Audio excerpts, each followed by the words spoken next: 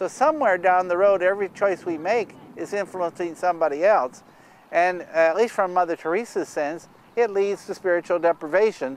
Even though we got all the toys we wanted, or we got all the things we would be happy with, it still leaves us not as a good society. One of those topics that come to mind for me is oftentimes when we talk about media, people will say, well, we have free choice. Everybody can decide for themselves. Well, the reality of that is there isn't any free choice. If you really think about it, choices are controlled and constrained by people who have the loudest voice, have the most ability to get their message out. So the fact is, it again goes back to this equal access. We don't have equal access, and therefore I could say I'm going to just focus on me and my family. I'm going to just say I'm going to do this. The reality of it is these are societal and cultural problems, and if I'm just working on my family, there's a whole lot of families who can't do the same thing, don't have the same kind of dad, don't have the same kind of education, don't have the same kind of resources. When it comes to media, some people say for children, oh, just turn off that television. Well, that's thinking that both parents are home and sitting there with their children, monitoring everything they're doing, what they're receiving, what they're watching, what they're consuming on the video games. The reality of it is that isn't how a lot of people live. And so if I say, well, that's too bad, my children still go to the same school those children go to, but they were raised in a very different cultural milieu. So it's really us as a culture taking to stock some things and saying, well, what kind of culture do we want? What are the ways we can influence that? What are the different ways we can make a change, not just for myself and my personal needs and my personal wants, because I'm not saying that doesn't exist. What I'm saying is it does nothing to look at those social concerns that are cultural.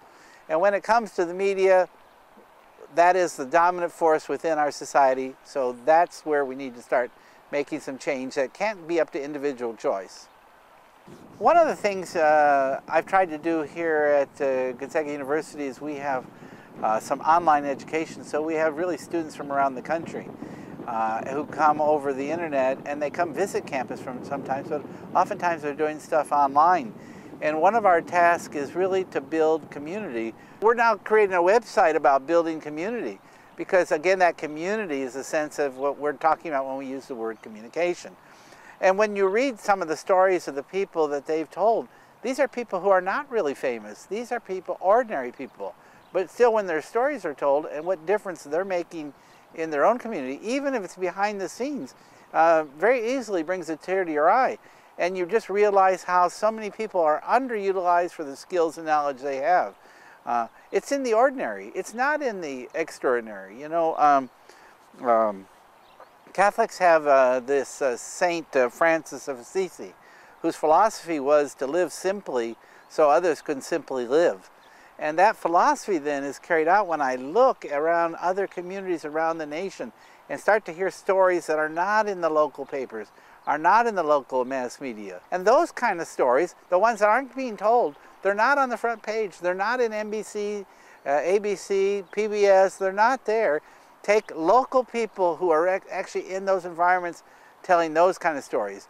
But where are they going to tell that story? That's the next trick. So that's where community radio comes in. That's where community television comes in. That's where trying to get a handle on the media. In Spokane, we have a major conglomerate owning the cable systems in town.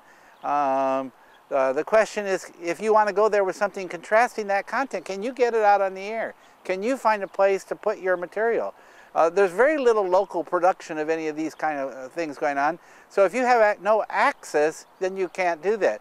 So that's the idea of supporting community-minded television, supporting thin-air community radio, finding ways to get those voices in if we want to hear these stories from people like I'm describing here.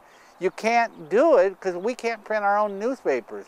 We can do a blog, but I don't see blogs as that useful a tool because who's going to that blog? How are they getting there?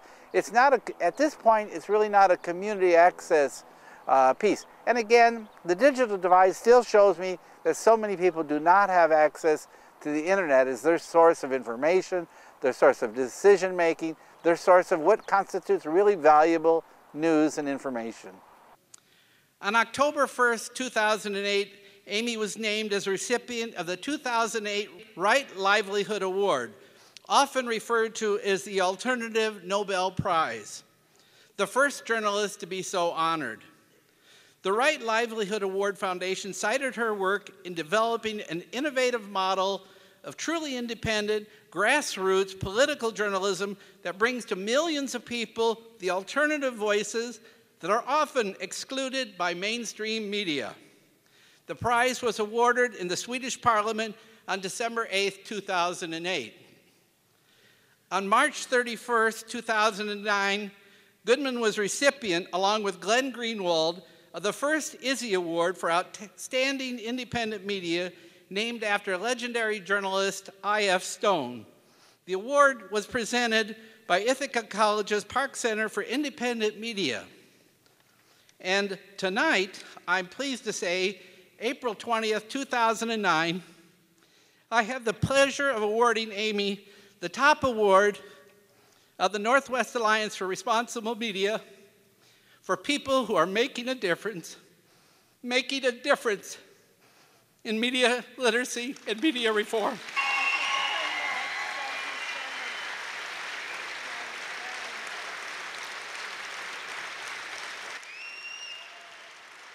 In honor of the patron saint of Gonzaga, Luigi Gonzaga, I'm going to call this the Zaggy Award. And so I'm pleased, on behalf of the Northwest Alliance and in response to KYRS's work, to introduce to you Amy Goodman.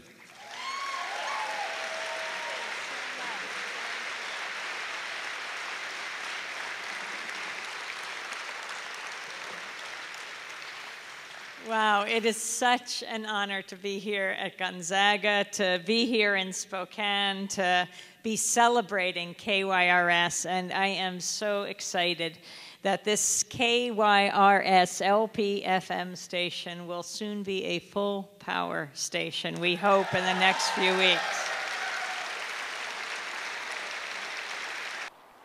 If we could make significant changes in media in a city the size of Spokane, and I have to say, some people think, oh, Spokane's a small place, it's not too diverse, it's backwards.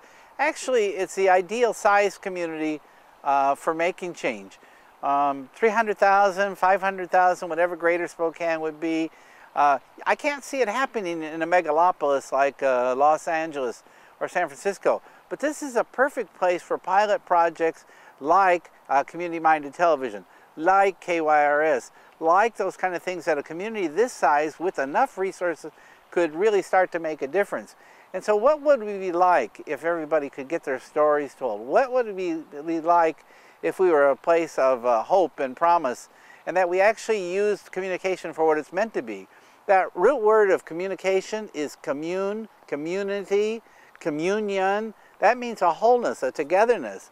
And so the idea is that mass media should be that thing that's really serving all of us to link our ideas together, because it's the absence of ideas and the absence of voice where we don't move forward.